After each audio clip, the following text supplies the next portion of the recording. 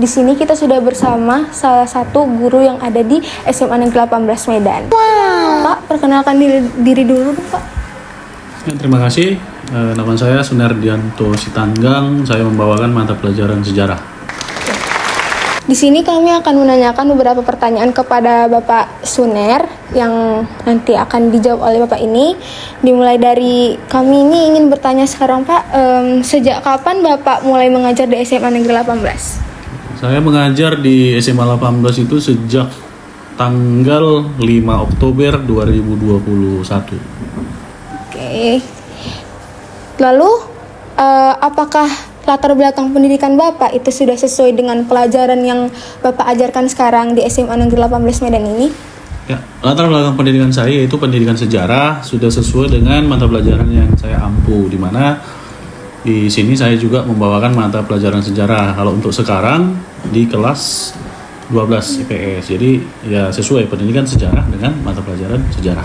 Oke.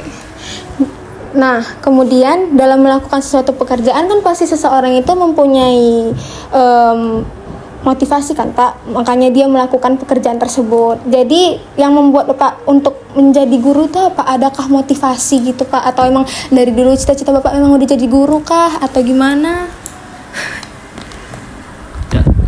Jadi kalau ditanya motivasi, apa yang buat saya jadi guru? Yang pertama itu ya karena saya kuliah di keguruan, jurusan keguru pendidikan. Itu yang pertama dulu. Karena kalau kita bukan dari keguruan ya bisa saja jadi guru, cuma kan prosesnya agak beda. Tapi kalau ditanya cita-cita saya dari dulu, saya tidak pernah bercita-cita menjadi guru. Jadi yang membuat saya sebenarnya itu apa ya?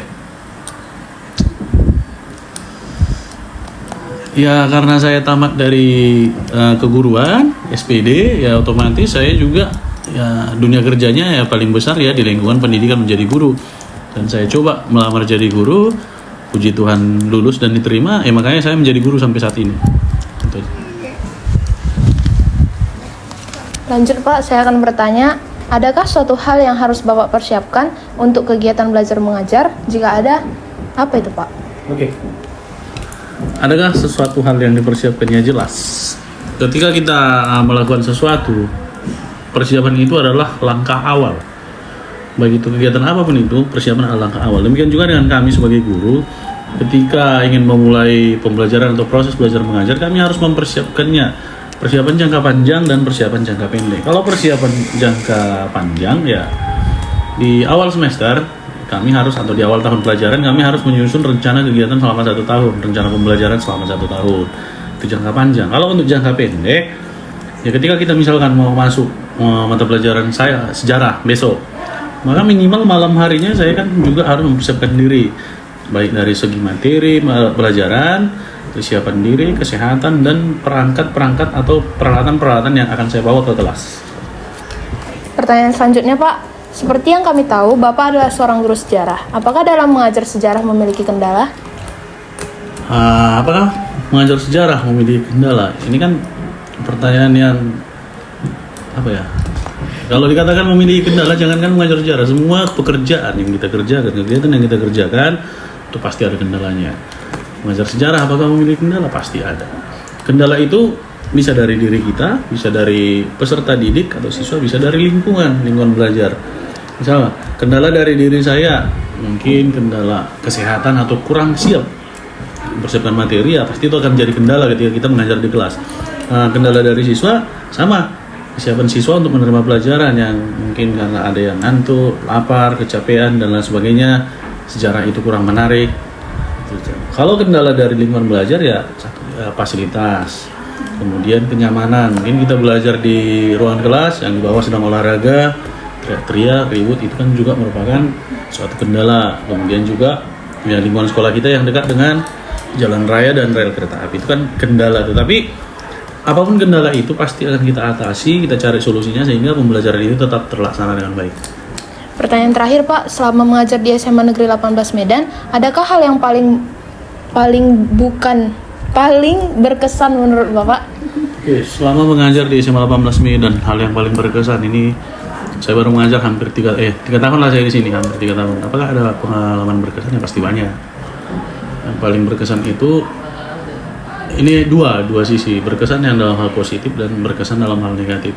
Yang paling berkesan itu ya, saya melihat siswa-siswa di SMA 18 Medan di tengah kekurangan tetapi masih bisa bersaing dan motivasi belajarnya yang cukup tinggi. Tetapi dari sisi negatif saya juga terkesan dengan siswa kita, ya, istilahnya dari sikap, tapi tidak semua ya, tetapi ada beberapa oknum siswa.